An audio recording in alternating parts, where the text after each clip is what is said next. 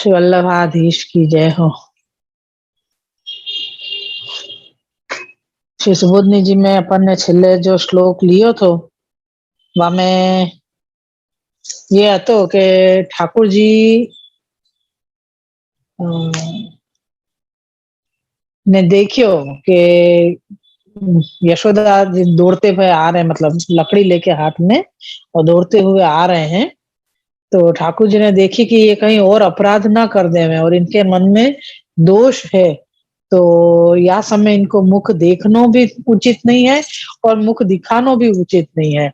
ये सोच के उखल पे आप जो चढ़े पे हते और उखल पे सु आपने एकदम सु कूदका मारो, मतलब कूद गए वो नीचे और कूद के और सीधे ऐसे प्रकार से आप भागवे लगे कि जासू आपको आपको मुखारविंद भी यशोदा जी को ना दिखाई देवे और यशोदा जी को मुख भी आप ना देख सके।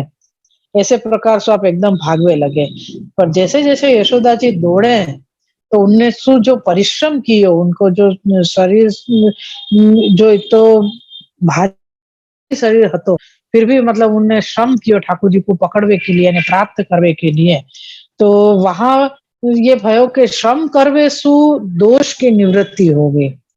दोष की निवृत्ति भई तो गुण प्रकट भयो, गुण प्रकट भयो तो ठाकुर जी के मतलब प्राप्त भय और ठाकुर जी प्राप्त भय क्या प्रकार से के ठाकुर जी के पास वो जा सकी और ठाकुर जी को उनने स्पर्श भी आपने कियो, आलिंगन कियो, यहाँ तक को बताया। तो ये कह रहे हैं कि ठाकुर जी को जब पकड़ लियो तो अब क्या प्रकार आएगो। ठाकुर जी विचारे कि मैंने इतना तोड़फोड़ कियो है, माखन चोरी करी, माखन सब लुटा दियो, बंदरन को खवा दियो, दधी मंथन करवे को भांड जो बर्तन हतो वो भी तोड़ दियो और वाको भी मतलब छिन्न भिन्न कर दियो, सारी छाछ जो वामे हती वो सारी बह गई, सब कुछ मतलब इतना सारो जो तूफान मैंने कियो है, तो ये देख के मैया आप जरूर मेरे को लड़ेगी मारेगी करके। तो ठाकुर जी ने विचार कियो कि मैं रोनो शुरू कर दो, मतलब मैं दुखी होऊंगा, दुखी देखेंगे मुझको मैया तो अपने आप मेरे ऊपर दया करेगी, ऐसे सोच के तो ठाकुर जी ने रोनो शुरू कर दियो और रोए तो क्या प्रकार सु खाली आवाज, मतलब आप रोवे कि ऐसे रो रहे हैं खाली। तो यशोदा जी ने जो काजल लगाया तो आपके मुखार नेत्रन में, तो वो जो काजल है वाकू आप अपने एक ही श्रेयस्थ सु वो आंख, काजल वाली आंख आप मसल रहे हैं, तो वो मसलो मतलब काजल है वो काजल सारो पुछ गयो। तो अब कह रहे हैं कि जो भक्त भक्त को मतलब भगवदीय को नहीं भक्त को भगवदीय पनो का शब्द आयो तो वासु ही नेत्र उज्जवल हुए भक्त की भगवदीय को भक्त पने सुही, यानी भक्त भक्त जब ठाकुर जी के सामने होएगो या ठाकुर जी के पास होएगो तो वाके उज्जवल चरित्र सुही, वाके गुण सुही, वाके का कहवे वाके सुंदर चरित्र सुही धुंधला सब चली जाएगी, दूर हो जाएगी। नेत्र के ऊपर जो अश्रु के कारण, मतलब अश्रु आ नहीं रहे हैं पर लेकिन अश्रु के कारण या अंजन जो फैल रहे है, मैल जो है वो सारो चलो जाएगो। जो काजल लगायो है ठाकुर जी ने तो वो काजल सारो मिट जाएगो। तो वो कैसे मिटेगो तो कह रहे हैं कि भक्त के जो भगवदीय के जो चरित्र हैं वो वाकई अच्छे भाव सु भाव के कारण वो चलो जाएगा। हमने कुछ स्पष्ट देखना पड़ेगा, ये तो याद नहीं है। तो वो अपन ने आधो श्लोक रखो भक्त ना भाव हाँ, भक्त के भाव सुई ने हाँ कि भक्त के भगवदीय के भाव सु ही वो जो कालास है, मतलब मेल जो है हृदय को वो साफ हो जाएगा। लेकिन यहाँ पे नेत्र बताए हुए क्योंकि क्रिया शक्ति और वो आपके नेत्र में ज्ञान शक्ति और क्रिया शक्ति दोनों आवे है या वजह सुन, तो ये प्रकार यहाँ पे दिखाया तो अपन फिर आगे को शुरू करें। श्री वल्लभाधीश की जय हो।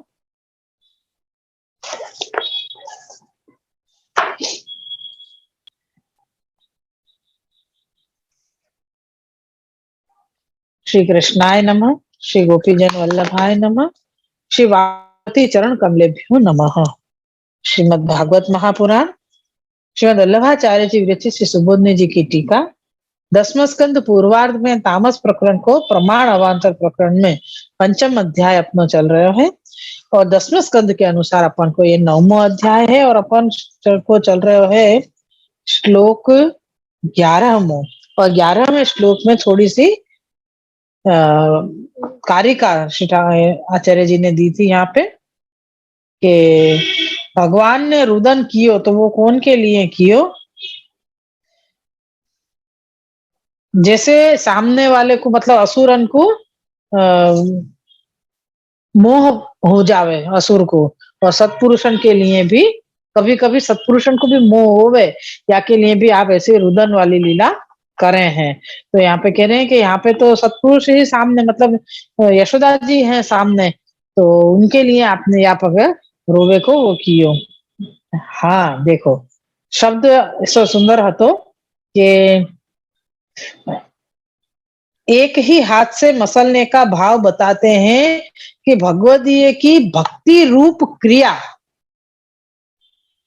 भगवदीय जो सेवा टहल आदि जो करे है या गुणगान आदि करे है वो वाकई भक्ति रूपी क्रिया है। तो ऐसो करवे सु धुंधलास चली जाए, नेत्र उज्जवल होते हैं, ठाकुर जी के नेत्रन में चमक आ जावे कि ये मेरे लिए मेरो भक्त कर रहे हो है, ये प्रकार यहाँ पे आ जावे। यासु कही है कि एक ही हाथ से मसल रहे हैं, तो कह रहे कि एक ही हाथ से आप क्यों मसल रहे हैं, तो कह रहे हैं कि भगवदीय की भक्ति रूप जो क्रिया है वासु नेत्र उज्जवल हुए हैं। मसलने का दूसरा भाव यह है कि नेत्र मसलने से भगवान ने नाश करता रजोगुण को भी शांत किया। जो रजोगुण यानी जो लालाश जो आ गई थी आपके नेत्रन में एकदम क्रोधवश, क्रोध रजोगुण को प्रकार है ना, तो वो क्रोध आ गयो तो लालाश आ गई, वो रजोगुण प्रकट हो गयो। तो ठाकुर जी ने अपने नेत्रन सु ही को अपने हाथ से ही नेत्रन को मसल के और या प्रकार सु को नाश कर दियो।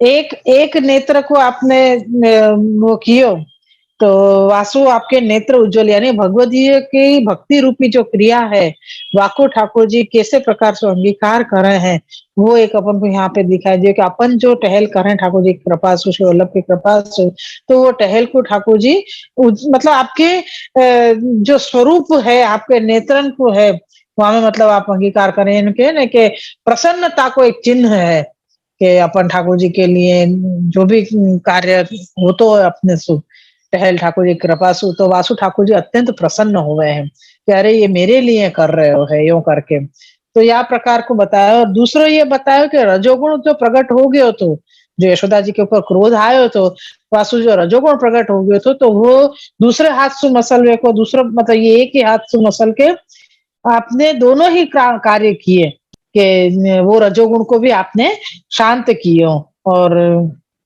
एक के साथ में नेत्रन की खाज भी मिटा दी, यानी नेत्रन में खुजली आ रही हो तो वो भी मिट गई है, ये प्रकार भी यहाँ बताया। तो अब कह रहे हैं कि भगवान वहां थे तो भी इन नेत्रों के मसलने के कारण यशोदा को देखा नहीं, वह उनके ऊपर के भाग को देख रही थी, चरणारविंद को नहीं।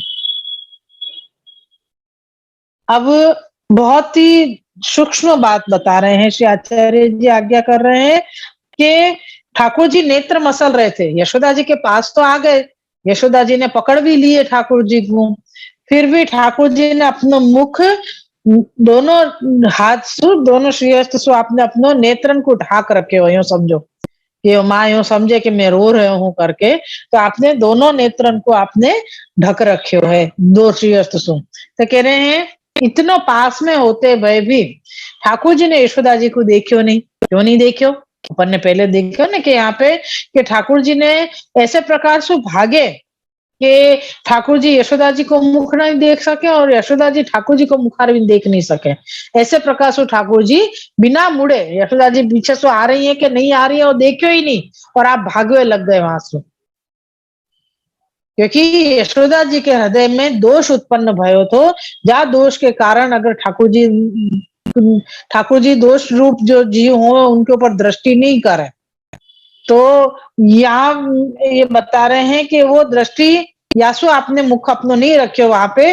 और दूसरा कारण ये हतो कि यशोदा जी को हृदय में दोष उत्पन्न हो गयो तो यशोदा जी के हृदय में जो दोष उत्पन्न भयो है वाके कारण अगर ठाकुर जी ने उनको मुख देख लियो, अगर ठाकुर जी ने यशोदा जी को मुख देख लियो तो आपके अंतःस्थित जो बालक हैं उनको दुख रूप होएगो। यासु ठाकुर जी ने न तो यशोदा जी को मुखारविंद दिखायो और न मुख आपने देखो। तो अब का भयो के श्रम भयो ने यशोदा जी को दौड़े ठाकुर जी को पकड़वे के लिए तो श्रम भयो। तो श्रम होवे सो क्या भयो, गुण प्रकट हो गए और दोष नाश हो गए। पर इतने भी सदंतर नाश नहीं भय थे। यासु ठाकुर जी को पकड़ तो लियो उनने, पर ठाकुर जी ने अभी तक अपनो मुखारविंद दिखायो नहीं है। तो कह रहे हैं वो क्यों कैसे नहीं दिखायो, इतने पास में खड़े थे। तो कह रहे हैं कि दोनों श्रीहस्त सु आपने मुड़े अपने आखन को ही मतलब मसल रहे हैं, आखन को मसल रहे हैं तो मुखारविंद के ऊपर पूरे मुखारविंद पे हाथ आ गयो। न यशोदा जी देख पा रही है न वो यशोदा जी को देख रहे हैं। तो कह रहे हैं ऐसो कैसे हो, तो क्यों भयो ऐसो, कह रहे हैं कि यशोदा जी आखन को नेत्रन को मसलवे के कारण यशोदा जी को देखा नहीं, और वह यानी यशोदा जी भी ठाकुर जी के ऊपरी हिस्सा को ही देख रही है, मुखारविंद के ऊपरी हिस्सा को ही देख रही है, यानी कि श्रीमस्तक को ही देख रही है, चरणारविंद को नहीं देख रही है। समझ में आ रही है बात, कितनी गहन बात है कि यशोदा जी ने या समय में ठाकुर जी के ऊपरी भाग यानी कि श्रीमस्तक के ही दर्शन किए, वो वहीं देख रही है। क्यों, क्योंकि अभी बालक के मुख को देखना है और बालक तो दोनों श्रीहस्त मुखार ढके हुए है बालक को। तो यशोदा जी को तो खाली श्रीमस्तक ही दिख रहे हैं और श्रीमस्तक देख रहे हैं, चरणारविंद नहीं देख रहे हैं वो। यदि यदि चरणारविंद में दृष्टि हो तो भक्ति उत्पन्न हो जाए। अगर ठाकुर जी के चरणारविंद में दृष्टि हो जाती तो भक्ति उत्पन्न हो जाती। तो भगवान चारों तरफ स्थित अन्य गोपियों को देख रहे थे, ठाकुर जी ने यशोदा जी को नहीं देखे। चारों तरफ जो गोपियां घूम रही थी उनको देख रहे हैं ठाकुर जी, जिससे मन में आए कि ये भी मुझ में दोष का आरोप भी करें, इसलिए भय प्रकट कर रहे थे। ठाकुर जी ने सोची कि कहीं अगर ये सारी गोपियां हैं ये सब मेरे ऊपर आरोप रखेंगी, आरोप डालेंगी कि यानी चोरी करी है यानी ये कियो वो कियो करके, तो इन सबको अपराध लगेगा। यासु ठाकुर जी भय प्रकट कर रहे हैं, यानी मेरे को मातासु डर लग रहे हो है, ऐसो भाव ठाकुर जी प्रकट करके और रोवे को नाट्य कर रहे हैं। यह अंतःस्थित भाव यह अंतःस्थित भाव मोहनार्थ ही प्रकट किया, यानी ठाकुर जी ने मोह करावे के लिए ही ये सब प्रकार प्रकट कियो है। इस प्रकार तीन धर्मों से मोहित, तीन धर्म कौन कौन से, कि यह मेरा पुत्र ही है, इस प्रकार के दृढ़ भाव वाली। इस प्रकार तीन धर्म में कौन से, रुदन आंखों का मसलना, यशोदा को न देखना। ठाकुर जी ने क्या कियो, यशोदा जी पास में आ गए तो रुदन करना चालू कर दिया, और वो भी कैसे प्रकार से कि अपने नेत्रन को आप मसल रहे हैं। जब वो नेत्रन को मसल रहे हैं तो यशोदा जी को नहीं देख सके, मतलब वो देख ही नहीं रहे यशोदा जी को, और यशोदा जी को भी ठाकुर जी के श्रीहस्त नेत्रन के ऊपर आ गए तो आपको श्रीमस्तक के सिवा और कुछ नहीं दिख रहा हो। तो यहाँ पे ठाकुर जी ने या तीन धर्मंश यानी रुदन करवे सु, आखन को मसलवे को, और यशोदा जी को नहीं देखे सु मोहित, इन ठाकुर जी के ऐसे धर्मन को देख के मोहित होने वाले जो वह यशोदा जी, इसके अनंतर मोह से अपने को छुड़ा न सकेगी।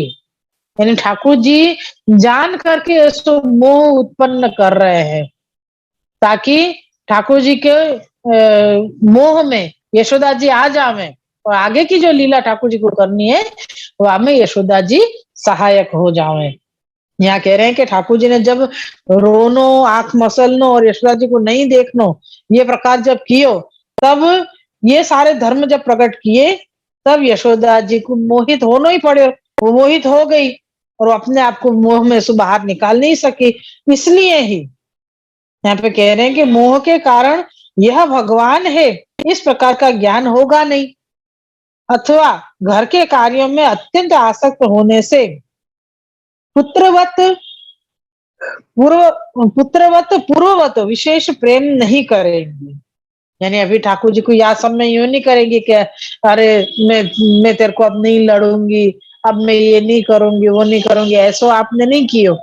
मतलब ऐसो ऐसो भाव प्रकट नहीं कियो आपने, ऐसो मोह करायो ठाकुर जी ने यशोदा जी के ऊपर। तो वो क्या करवे लगेंगी कि यशोदा जी तो अपने आप को नहीं छुड़ा सकी, इसलिए ही आगे के चरित्र में इस यशोदा के स्नेह की किसी भी कला का वर्णन नहीं है। कला यानी उपाधि रहित स्नेह की कला के किसी भी अंश का आगे वर्णन नहीं है।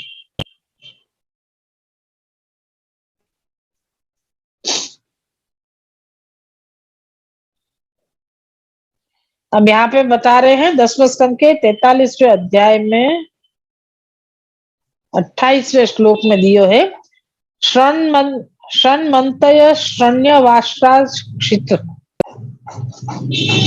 सुनती हुई आंसुओं को बहाया।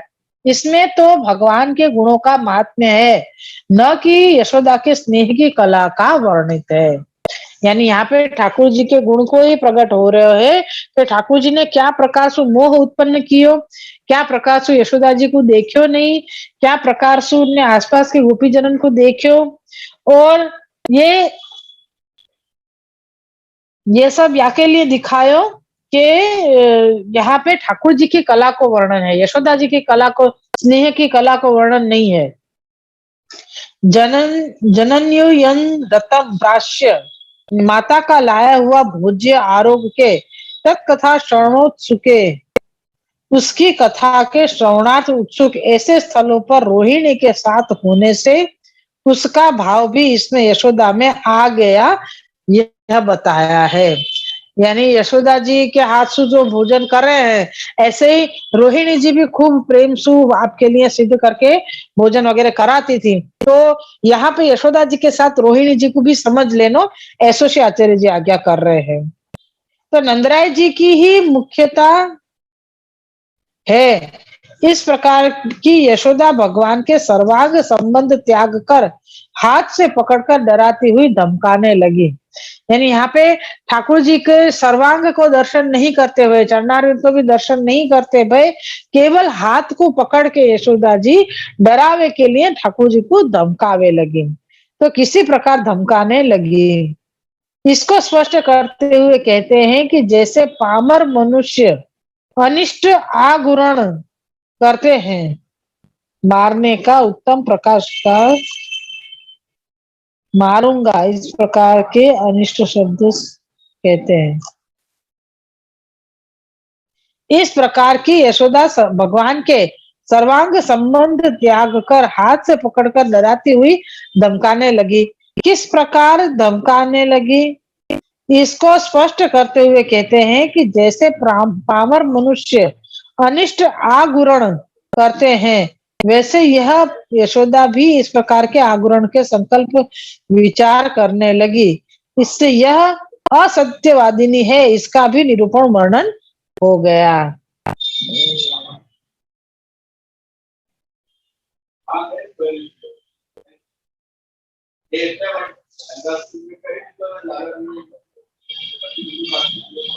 समझ में नहीं आई ये तो छेलो, फिर से पढ़ना पड़ेगा कि ऐसे समय में ठाकुर जी ने यशोदा जी और रोहिणी जी दोनों को भाव लेवे की कही। यानी यशोदा जी में ही रोहिणी जी को भाव आ गयो।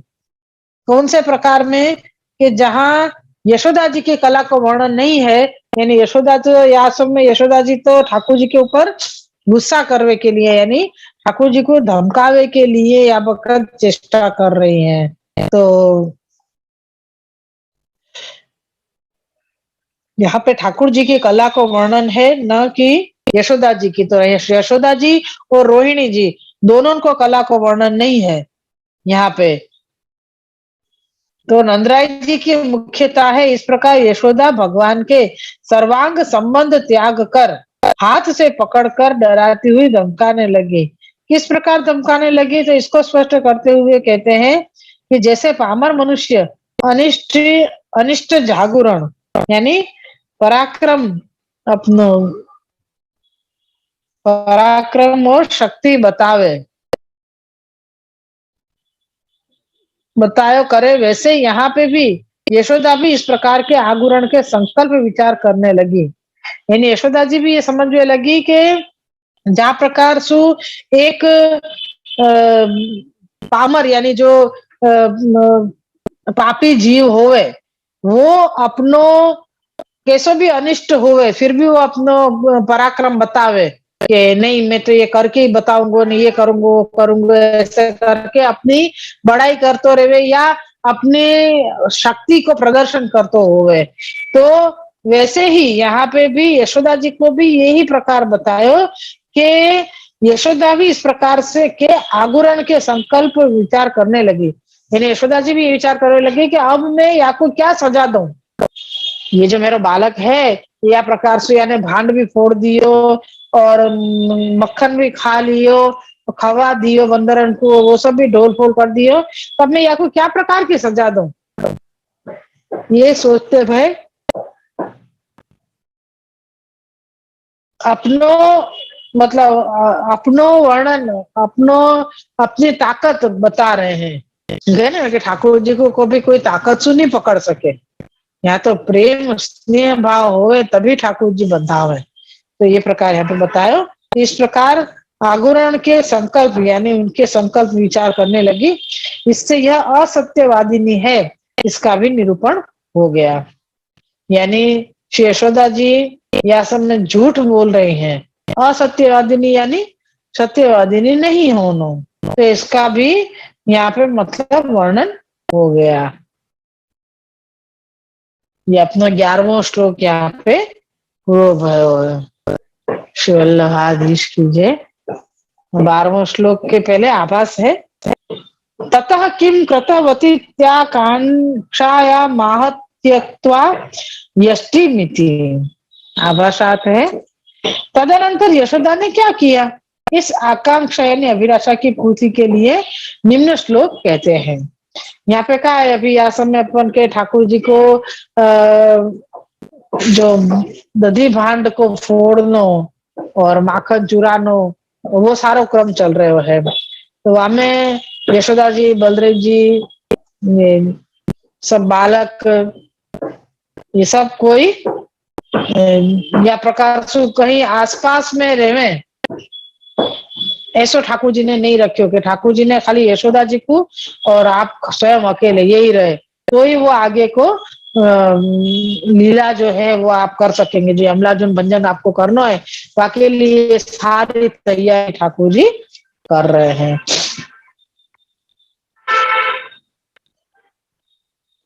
श्लोक 12वां है, त्यक्त्वा यष्टिम सुतम भीतम विज्ञायार्भक वत्सला ईशेय येष किल तम बद्धुम दामना तद्वीर्य को विदा।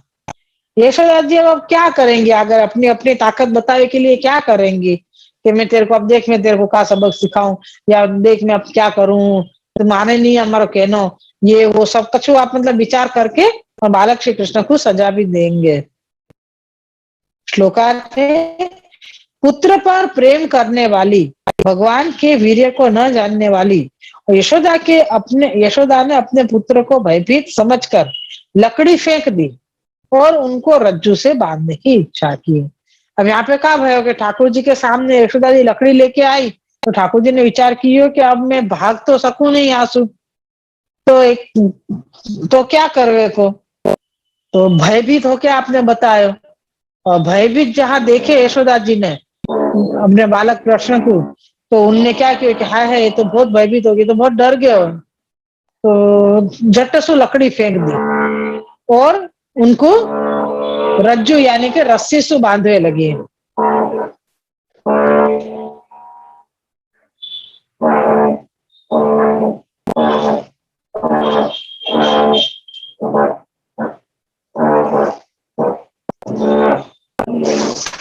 यहाँ में अपन को बहुत बड़ा है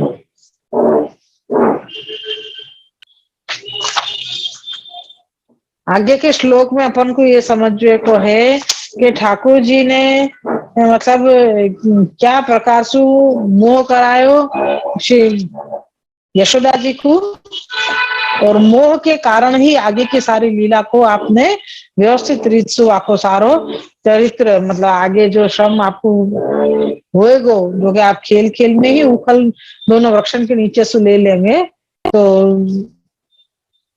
फिर भी मोह करावे हो और या प्रकार की लीला को आपने अंजाम दियो, यानी वो लीला आप करवे के लिए यहाँ पे भगत भय हैं, तो वो प्रकार यहाँ पे पूरा बतायो है।